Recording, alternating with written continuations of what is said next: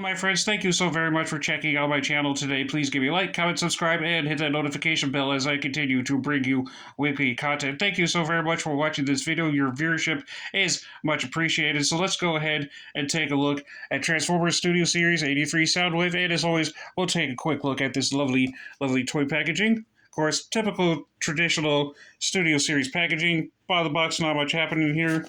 Side of the box, Soundwave, just looking all pissed off as he wants to punch you. Of course, it says Studio Series 83, and of course, he's a Voyager class. You can read on your own time of the other languages that it's in.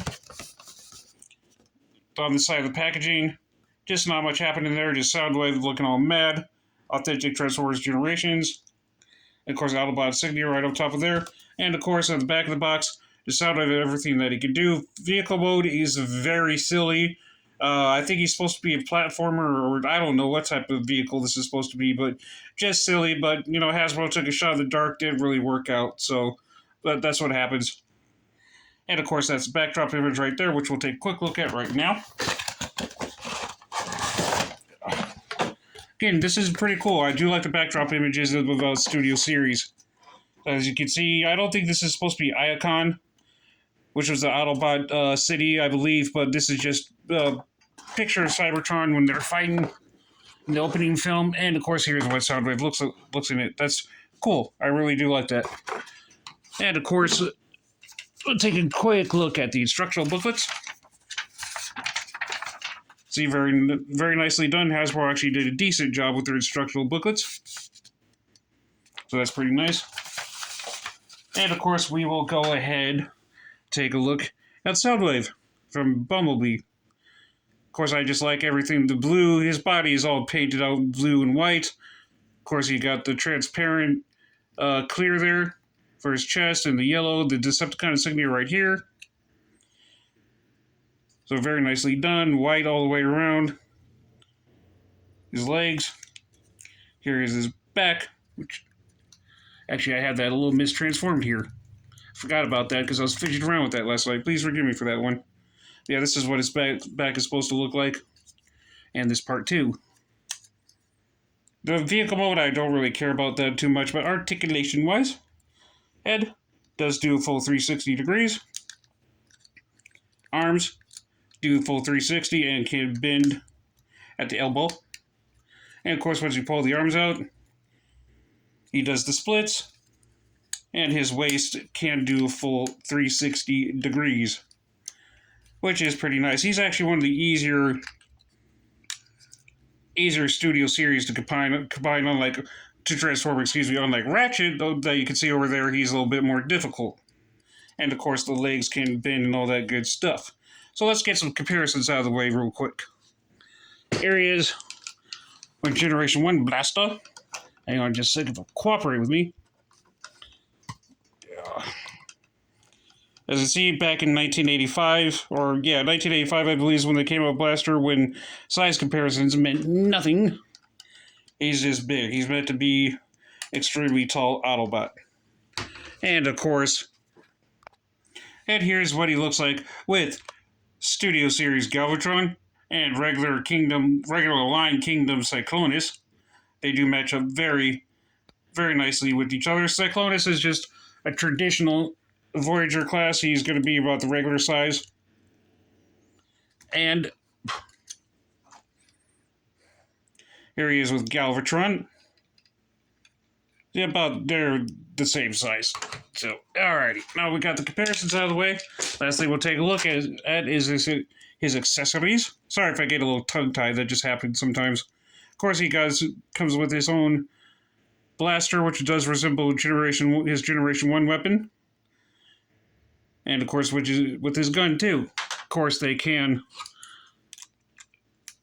does fit in his fist there pretty nicely. And, of course, you can put them in the back for storaging. So, hooray for storaging. So, it can be a little tricky. Alrighty, now that we got that all the way, let's go ahead and get him into his robot mode. Excuse me, his vehicle mode. Sorry about that. First thing what you're going to want to do, turn that around. Then come over here to where his arms are, because you're supposed to This is a little tricky. Got my fist blocking the way. Come over here. This piece over here is supposed to come open. Bring his fist in. Close that. Come over here. Do the exact same thing. Bring this piece out. Bring that around. And then there you go. What you're going to want to do next, bring these up. Got to be careful with these because these are very picky. They will come off extremely easy. Extremely. And of course, come down here. Bring his arm head down. Bring this up again. Bring that on. Make sure that connects. Come back over here like what I showed you earlier, unintentionally. This should open up. Yeah, that's all right. We can worry about that a little bit later. But come over here where his legs are. Bring that up.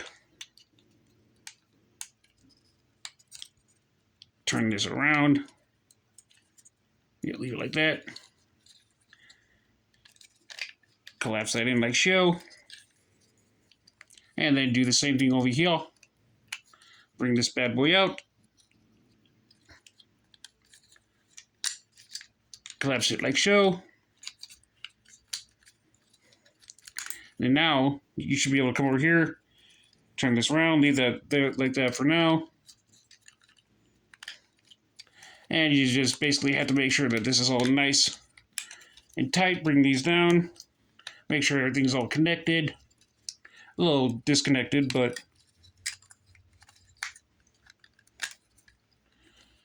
and of course you got these pegs over here where I was connecting the arms to, but that's where the feet are actually supposed to go to, I do believe. The arms is kind of chill over here. And then you do the same thing over here with this foot over here.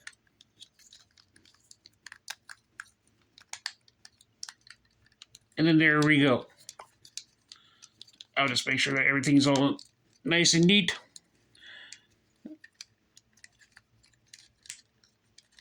Yep.